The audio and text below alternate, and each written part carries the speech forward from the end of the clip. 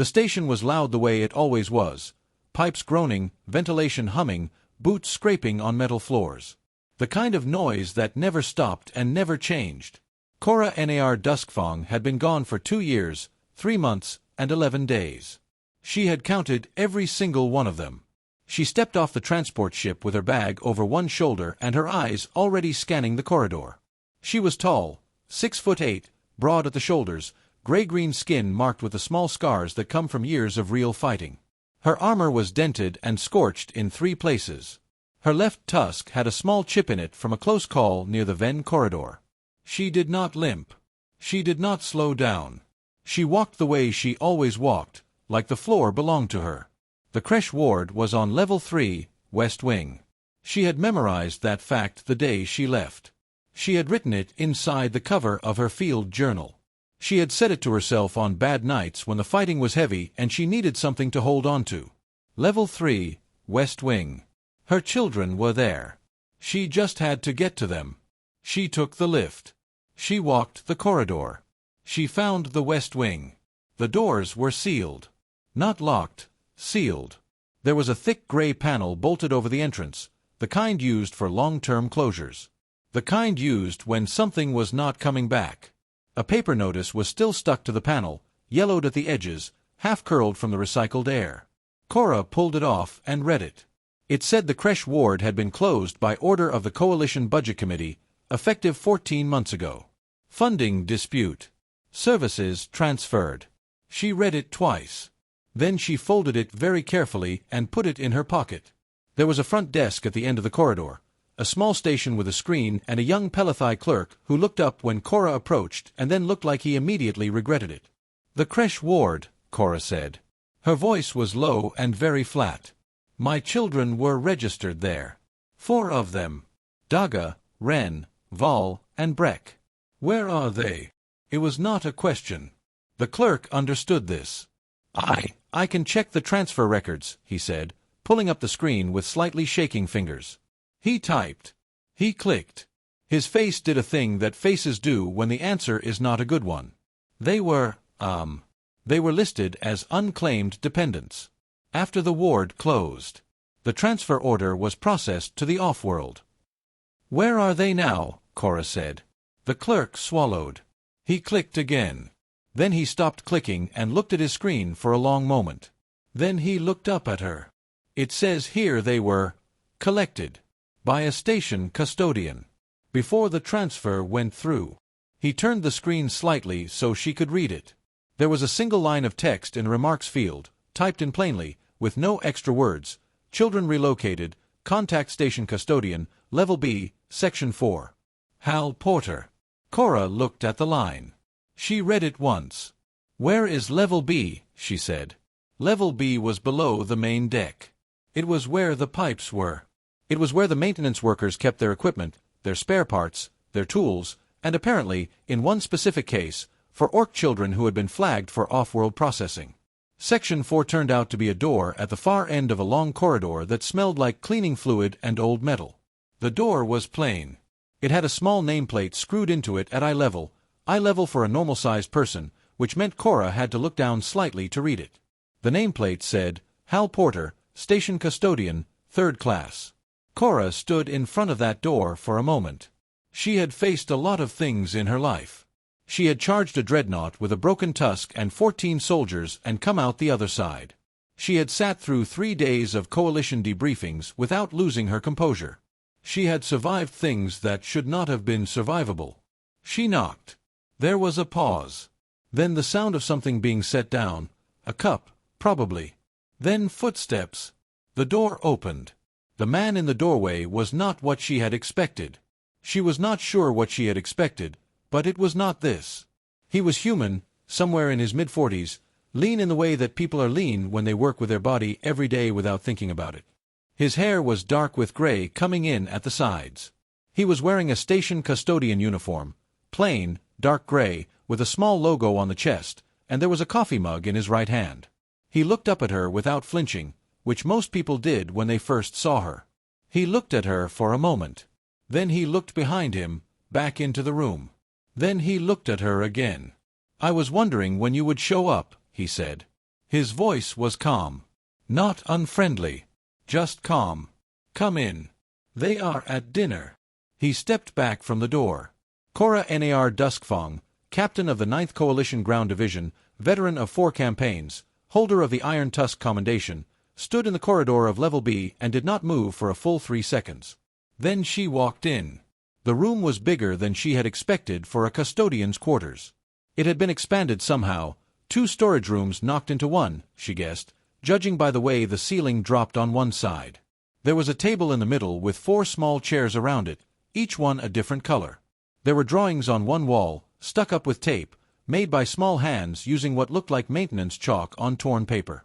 There was a shelf with a line of objects on it, a green stone, a small carved figure, a cup with no handle, a folded piece of cloth. And there were 4 children at the table.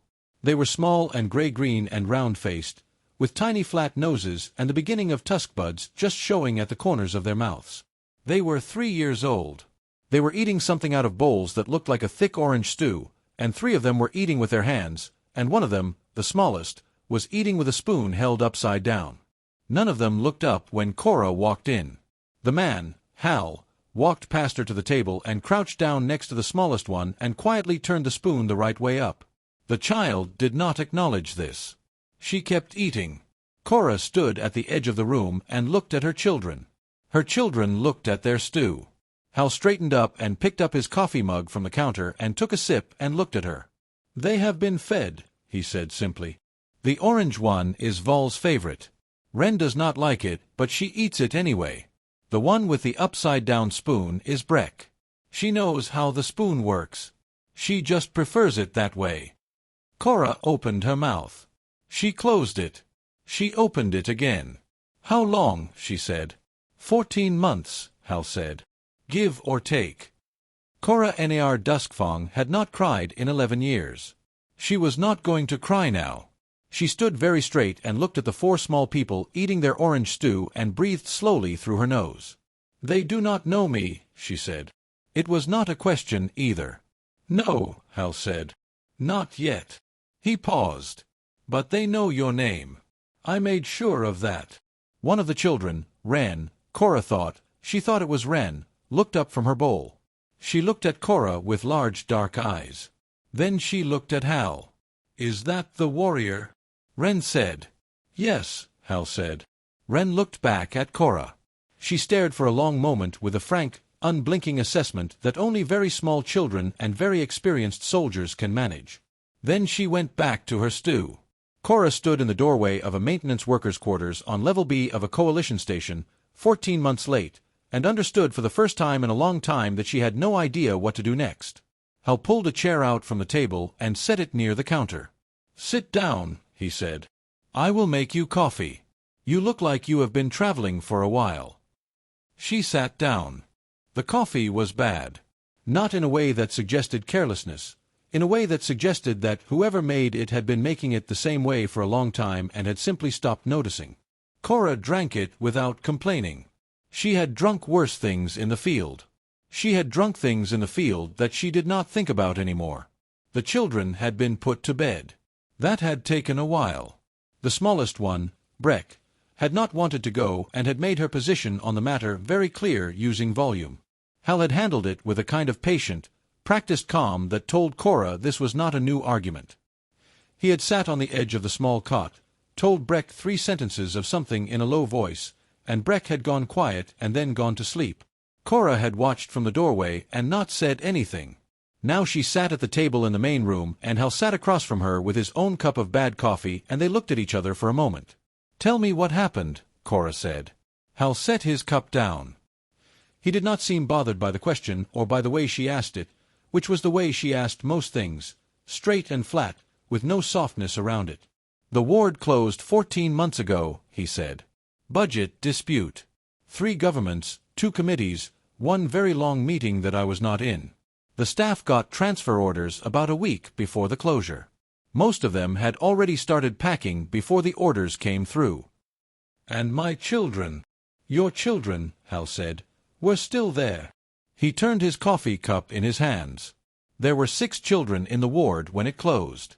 The other 2 had family on station who came for them. Your four did not. He paused. A transfer order was filed. Off-world processing colony. Standard procedure for unclaimed dependents. Cora kept her face still. She had practice at that. I was cleaning the corridor, Hal said. Level 3, West Wing. That was my route that day. I was mopping and the ward door was open and I could hear them in there. They were loud. Your children, they are always loud. And I picked up the transfer order from the rack outside the door because it was sticking out and I do not like things sticking out. It bothers me. He said this without any particular feeling, as if it were a perfectly reasonable explanation for everything that followed. I read it. Then I read it again. Then I went inside. And then, Cora said. And then I picked them up and brought them here, Hal said. Cora waited. There was no more. That is it, she said. That is it, he said. She looked at him. He looked back at her with the same calm expression he had used when he opened the door. She was trying to find the angle. There was always an angle, something people wanted, something they were building toward. She had dealt with coalition commanders and alien diplomats and merchants who smiled with their whole face while their eyes worked out the cost of everything. She knew how to read people who wanted things. She could not find the angle in Hal Porter. No one came for them, she said. In 14 months. No official. No authority. Oh, they came, Hal said. He almost smiled. 3 times. First was a coalition welfare officer, about a month in. She had paperwork. I told her the children were not available. She asked what I meant. I told her I meant they were not available. She left and filed a report. The report said the children were in custodial care pending family contact. Which was technically true. And the second time was 2 officers from the Relocation Bureau. They had more paperwork. I made them wait in the corridor for 45 minutes while I looked for a form that does not exist. By the time they got tired of waiting, the shift had changed and the senior officer was off duty and they would have had to file a new access request to come back. They did not come back. Cora looked at him. You did this on purpose, she said. I did everything I was technically allowed to do, Hal said, with the careful precision of a man who had thought about this quite a bit. I never filed false documents. I never impersonated an official. I simply made it very difficult for anyone to take 4 children out of my quarters without me being present, and I was never present when it was convenient for them. And the third time. Hal's expression did not change, but something in his eyes did. Not much, just a flicker. Third time was a senior relocation official. She had a station security officer with her. She was not interested in waiting. He paused. I had, by that point, submitted a formal request to be listed as temporary registered guardian under Coalition Code Section 44, subparagraph 9, which allows any station resident in good standing to file for emergency dependent care status when no family contact has been established. It takes about 3 months to process. You filed it in time, Cora said. I filed it the day I brought them here, Hal said. She was quiet for a moment. You planned that, she said. I read ahead, he said. I had 3 months of evenings while they were sleeping. Cora sat back in her chair. She looked at the ceiling, which had a water stain on it in the shape of nothing in particular. She thought about the 14 months she had been gone. She thought about the campaign, the long marches, the bad air on Sector 9, the soldier she had lost in the third push whose name she still said every morning. She thought about the nights she had told herself, Level 3, West Wing, they are there, keep going. They had not been on Level 3. They had been down here, in Level B, in a custodian's quarters, being fed orange stew by a man she had never met. Why, she said. She looked back at him. You did not know me. You did not know them. You are a third-class custodian on a coalition station. You owed them nothing. Hal looked at her for a moment. He was not uncomfortable with the question. He thought about it honestly, which she could see. He was not reaching for a good answer. He was looking for the true one. They were small, he said, finally. And they needed someone. And I was there. He picked up his coffee cup. That is all it was. That is not, she started. It is all it was, he said again. Not dismissive. Just certain. She did not say anything else for a while. From the back room came the small sounds of children sleeping, a shift, a breath, one short sound that was almost a word and then nothing. Hal got up and went to the doorway and looked in and then came back and sat down. "Ren talks in her sleep sometimes," he said. "She settles on her own." Cora looked at him. This man knew which of her children talked in her sleep. This man knew how Breck held a spoon. This man had read 14 months of coalition law in the evenings by himself so that no one could take them. She felt something she did not have an easy name for. In her culture there was a word, krothter, which meant a debt so large that it cannot be counted, and so it becomes something else. It becomes a bond. She did not say the word out loud. Not yet. She just sat with it. "I will need a place to stay," she said, after a while I sort things out." Hal nodded like this was the most normal thing anyone had said all evening. "There is space," he said. "The cot in the corner folds out. It is not comfortable." "I have slept in worse places," she said. "I believe you," he said. He got up and started folding out the cot. She watched him and drank the rest of her bad coffee, and outside in the corridor the station hummed and ticked and went on being loud the way it always was. Morning on Level B came without windows. The lights in the corridor shifted from dim blue to pale yellow at 6 in the station's clock cycle, which was the closest thing to a sunrise that anyone down here got. Cora had not slept well. The cot was, as promised, not comfortable. She had woken up twice, once to the sound of Breck making a noise in the back room, and once for no reason at all except that her body was still on campaign time and her campaign brain did not know what to do with a quiet place. She was sitting up on the cot when Hal came through from the back room in the same uniform as the night before, moving quietly, already heading for the small cooking unit in the corner. He saw her awake and nodded once and did not say anything about it, which she appreciated. The children woke up 11 minutes later. There was no slow, gradual waking. One moment the back room was quiet, and the next moment it was not. There was a loud thump that Hal said, without looking up from the cooking unit, was Ren falling out of her cot for the 4th time that week. Then there was a sound of arguing, which was Daga and Val disagreeing about something in the fast, blurry way that children argue when they have not yet learned to use actual words for it. Then Breck appeared in the doorway. Breck was the smallest of the 4. She had large eyes, and her tusk buds were more developed than her siblings, which gave her a slightly lopsided look that somehow came across as dignified. She was wearing a sleep shirt that was slightly too big and had a food stain on it from the night before. She looked at Cora. Cora looked at her. Breck turned around and went back into the room. A moment later, Cora heard her say to her siblings, in a loud whisper that was not a whisper, "The warrior is still here." Breakfast was a flat gray grain cake that Hal made on a small heated plate, cut into pieces, and served with something sweet from a squeeze bottle. The children ate at the table. Cora ate at the table. It was a small table. There was not much space. Val kept putting her elbow on Cora's arm, and then looking at the arm, and then at Cora, and then going back to eating. Cora did not move the arm. After breakfast, Hal went to work. This was apparently a thing he did every day: put on his equipment belt, pick up his bag of tools and cleaning supplies, and go walk his routes through the station. He told Cora the routes, the timing, the check-in schedule. He said the children knew the rules: stay in the quarters or in the maintenance corridor outside, which was quiet and mostly empty. He said they were good at following the rules, except for Breck, who followed them only when she agreed with them.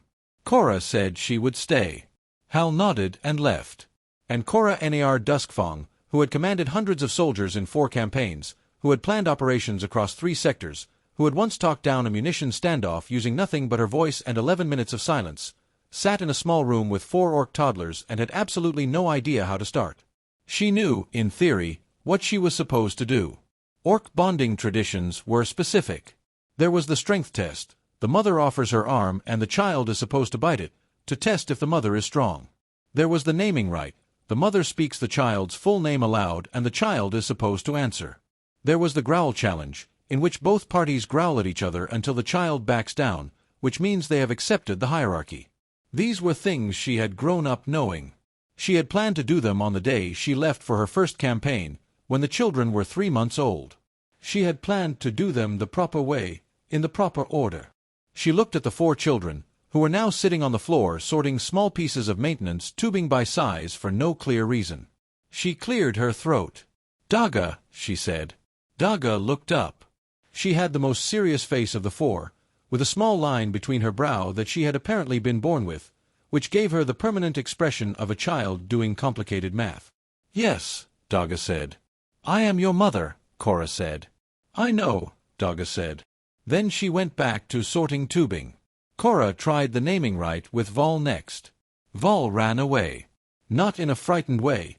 In the way that children run away when they are interested in something else and your timing is simply bad. She ran to the other end of the room and began examining a mark on the wall with great concentration. She tried the strength test with Ren, who looked at Cora's offered arm for a long moment and then, very carefully and deliberately, patted it with her small open hand. It was not a bite. It was a pat. Cora was not sure what to do with a pat. She tried the growl challenge with Breck. Breck growled back. This went on for a while. Breck did not back down. She sat in the middle of the floor and growled steadily and without any sign of stopping.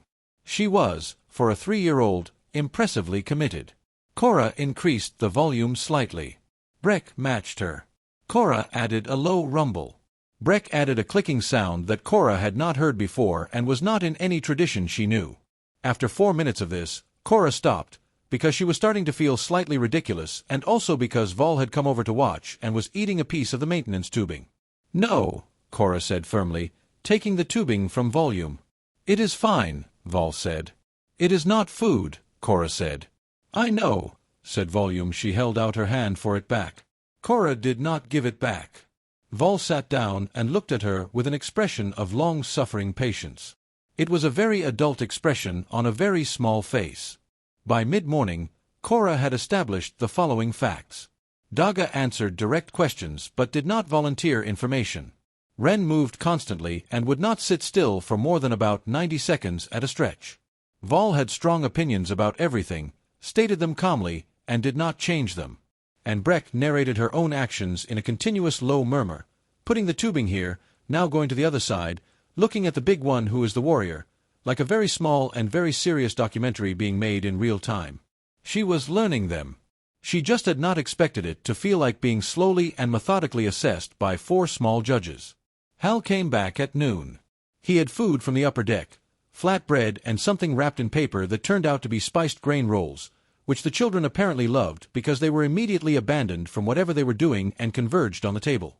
Hal distributed food with the efficiency of someone who had worked out the exact system through trial and error over many months. He looked at Cora as he handed her a roll. How did it go? He said. Breck does not back down from the growl challenge, Cora said. No, Hal said. She does not. He sat down. Vol ate something she should not have. Tubing, Cora said. It is always tubing with her, Hal said. He sounded more fond than worried, which Cora supposed was fair if it had been going on for months. She looked at him sitting there cutting food into small pieces for Ren, who could do it herself but preferred not to. She thought about the 14 months again. She thought about him making breakfast every morning, learning which child talked in their sleep, figuring out the growl challenge, and apparently deciding it was not worth fighting. Breck climbed up onto the bench beside Cora without asking. She sat there eating her roll and looking at nothing in particular. Her small shoulder was touching Cora's arm.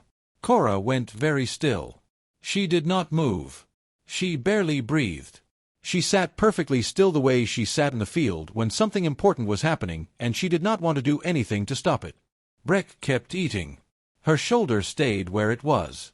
Across the table, Hal saw this and looked down at his food and said nothing at all, which was, Cora thought, exactly the right thing to do. The station got quieter after the second shift ended. Not silent, it was never silent, but the kind of quieter where the background noise settled into something low and steady and not worth paying attention to anymore. Most of the people on Level B were maintenance workers, and they kept early hours. By the time the clock said 2200, the corridor outside Hal's quarters was empty. The children were asleep. Cora had watched Hal put them down, not interfering, just watching and learning. Daga went easily if you gave her a few minutes alone first. Ren needed to be tired out. She ran circuits of the room for about 20 minutes after dinner and then fell asleep mid-sentence. Vol asked 3 questions every single night before she would close her eyes. What is tomorrow? Who will be here? And is everything fine? Hal answered all three with the same patience every time, like the questions were reasonable, which Cora supposed they were. And Breck had to have the small carved figure from the shelf placed near her cot, which she did not look at, but which she apparently needed to know was there. Cora had noted all of this. She had good memory. She had trained it. She was sitting on the floor in the main room with her back against the wall when Hal came back in from checking the corridor door. He saw her on the floor and did not comment on this. He got his coffee. He always had coffee, it seemed, regardless of the hour, and sat down on the floor a few feet away from her, back against the wall as well, and they both looked at the middle of the room for a while. "I was told my unit would be back in a year," Cora said. "Then it was 18 months. Then it was 2 years. They do not tell you at the start how long it will actually be. I do not think they know." Hal did not say anything. "I believed I was fighting for something worth fighting for," she said. "The coalition. What it is. What it is supposed to be." She paused. "My children were almost put on a transport to a processing colony while I was doing that." She did not say it like a complaint. She said it flat, the way she said most things, but Hal heard the thing underneath it that was not flat at all. "Systems fail the small ones," he said. "They always have. The paperwork moves faster than the people do." "I trusted it," she said. "I know," he said. "I should not have left them in it." Hal turned his coffee cup. He was quiet for a moment, not in a way that felt like he was avoiding the subject, but in a way that felt like he was thinking carefully about what to say, which she had already learned was a thing he did. "You were doing your job," he said. "You were fighting because someone has to. That is not wrong." He paused. "The system failing them is not your fault. The system failing them is the system failing. Both things can be true." "They did not know me," Cora said. "My own children. I walked in and they looked at me like I was a stranger.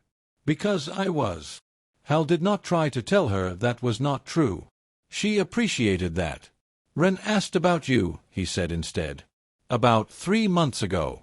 She saw a coalition transport from the corridor window and she asked me if that was the kind of ship her mother was on. I said probably yes. She thought about that for a while, and then she said she thought you were probably very good at your job." Cora looked at the wall. "She is 3 years old," she said. "She is a serious child," Hal said. "She thinks about things." There was a silence that was not uncomfortable. Outside in the corridor, the ventilation ticked. "Tell me about them," Cora said. "All of it. The things I do not know yet." So he told her. He told her that Daga had taught herself to read 3 months ago using the station maintenance manuals, which were the only printed material in the quarters, which meant that Daga now knew more about coolant pipe specifications than most adult station workers. He told her that Wren was afraid of the recycling bay on level C because the crushing sound bothered her and that if you went anywhere near level C with Wren you had to take a different route. He told her that Vol had very strong opinions about color. She would not wear anything green, for reasons she had never explained and could not be argued out of, and that this had caused an interesting problem when Cora had put the children's green sleep shirts in the drawer, which Vol had since relocated to behind the cooking unit. He told her about the time Breck had convinced all 3 of her siblings to stack everything in the room into one tall pile, which Hal had come home to find 4 feet high and leaning badly, with all 4 children standing around it looking extremely proud of themselves. He told her about the night Wren had a bad dream and had refused to go back to sleep, and Hal had sat up with her until 4 in the morning showing her how the station's water filtration system worked on a scratched datapad, and how Wren had finally fallen asleep with the datapad still in her hands. He told her small things and large things and things that were just things, the small daily facts of 4 children living somewhere. Cora listened to all of it and asked questions and held each piece of information like it was something she was building with. "You learned orc lullabies," she said. He had mentioned it in passing, one detail in a longer story. 16, he said. "I found a cultural archive. Some of them were in a dialect I could not quite pronounce correctly, which Daga found hilarious. She used to correct me every time." He almost smiled. "She still does." Cora looked at him. She had been trying to work out what kind of person he was since she arrived. She had met people who did good things for recognition. She had met people who did good things because it made them feel powerful. She had met people who did good things out of guilt or obligation or habit. She had met very few people who did good things simply because the thing was in front of them and needed doing. In my culture, she said, there is a concept. Krothder. It means a debt that is too large to repay with any object or action. When a debt reaches that size, it does not stay a debt. It becomes a bond. Hal looked at her. I am telling you, she said carefully, that you have Krothder. From me. That means something specific. It means I am bound to you as seriously as I am bound to my own blood. He was quiet for a moment. I did not do it for a debt, he said. I know, she said. That is why it is Krothder and not payment. He sat with that. She let him. Can it be paid off, he said finally, with coffee? No, she said. I thought not, he said. Worth trying. She looked at him, and he looked at the wall, and outside the station hummed, and somewhere in the back room one of her children made a small sound in sleep and went quiet again. I have 2 weeks, she said, after a while, before they want me back. Hal nodded slowly. He did not ask what she was going to do. She did not say. But she was already thinking about it. She was already thinking about what it meant to be bound to something, to a place, to 4 small people who sorted tubing and would not back down from growl challenges and asked 3 questions every night before they would close their eyes. She was thinking about what it meant that the thing she had gone to war to protect had nearly thrown those 4 small people away, and that the only thing standing between them and a processing colony had been a man with a mop and 14 months of patient, stubborn refusal. She thought about all of that for a long time. Hal finished his coffee and got up and washed the cup and put it back on the shelf in exactly the same spot it had come from, and did not say anything else. She stayed on the floor a while longer. The request went in on the 4th day. Cora filled it out herself, in the small hours of the morning while the station was at its quietest, sitting at the table with Hal's data pad and a cup of his bad coffee. She wrote it plainly and without decoration, the way she wrote everything. Extended non-combat assignment. Station side. Dependent care. She listed all 4 children by name. She listed the station and the section. She listed herself as the reporting officer and the responsible party. She did not consult anyone. She did not ask permission to submit it. She submitted it and put the data pad back where she had found it. The reply came in 36 hours. Approved. The approval came with a note from the administrative office that said something about the coalition valuing family cohesion, which Cora read once and did not read again. She had not done this for the coalition or for its values. She had done it because there were 4 small people on Level B who needed someone to stay. She told Hal over breakfast. He was making the flat grain cakes. He did not stop making them when she said it. He listened, cut the cakes, served them, and then sat down and looked at her. How long? He said. 6 months to start, she said. I can extend. He nodded. He did not say anything else about it, which she had learned was how he handled things that mattered. He said less, not more. Wren, who had heard approximately half the conversation while running circuits of the room, stopped running. Are you staying? She said to Cora. Yes, Cora said. Wren looked at her for a moment with that constant motion energy she had, everything in her on the edge of the next thing, and then she ran another circuit and said nothing more. But she ran it closer to Cora on her way past, near enough that her small hand brushed Cora's knee, and that was the end of the conversation. The weeks that followed were not dramatic. Life on Level B did not lend itself to drama. It lent itself to routine, to meals at the table, to Hal going on his routes, to Cora learning the station from the bottom up, which she did systematically, the way she learned everything. She walked every level, mapped every corridor in her head, learned who worked where and what the schedules were. She was not doing it for any specific reason. She was doing it because knowing the ground she was standing on was something she had never been able to stop doing. She also learned the children. It was not fast. It was not a single moment where everything changed. It was small, and it was slow, and it was made of 100 tiny things that built up over days. It was learning that Daga needed quiet time after meals and would go strange and withdrawn if she did not get it. It was learning that Wren responded better to being told the reason for a rule than just the rule itself. It was learning that Vol, despite having strong opinions about everything, had a very strong dislike of being argued with and would simply stop talking if pushed, and that the correct approach was to state your position once and let her think about it, which she always did, and sometimes she changed her mind and sometimes she did not, but she always came back to the conversation when she was ready. It was learning that Breck, the narrator, the small stubborn one who would not back down from anything, had a habit of finding Cora in the mornings before the others were awake and sitting near her without saying anything. Not asking for anything. Just sitting. As if she was checking that the thing she had decided about this person was still true. Cora always sat still and let her check. Hal taught her the lullabies.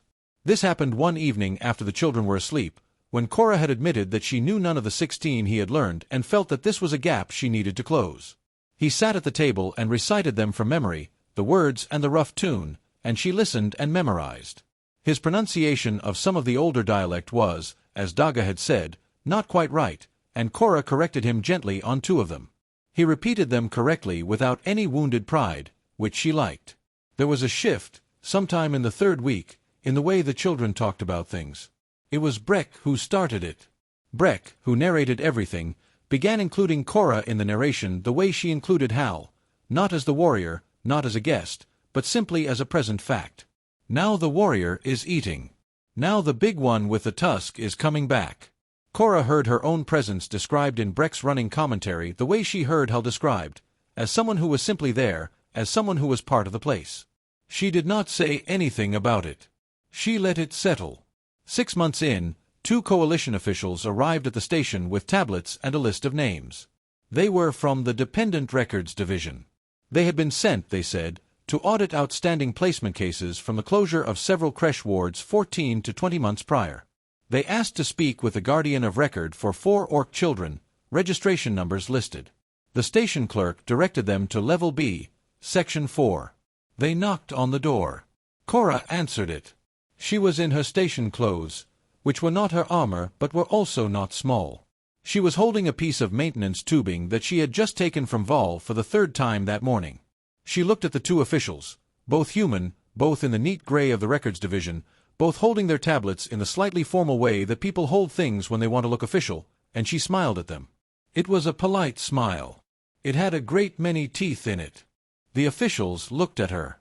They looked at their tablets.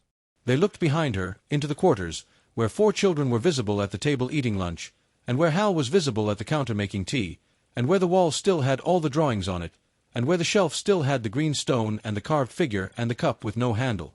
They looked at their tablets again. The lead official asked, in a careful voice, whether the dependent placement records were up to date. Cora said that they were. She told them the children were enrolled in the station school on Level 2. She told them their health checks were current. She told them that the quarters had been assessed by a station welfare reviewer 3 months ago and had passed. She told them all of this in the flat, precise way she told people things when she wanted them to understand that she had already done everything that was necessary. She did not move from the doorway. The 2nd official looked at the 1st official.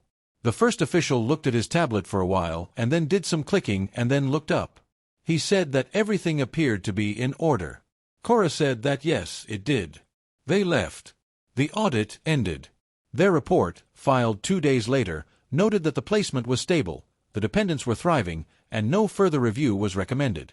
That evening, after dinner, after the 3 questions and the sleep shirt and the carved figure on the shelf, Cora stood in the doorway of the children's room and watched them settle. Daga was already still. Ren had talked herself to sleep. Vol was on her side with her eyes half open, thinking about something.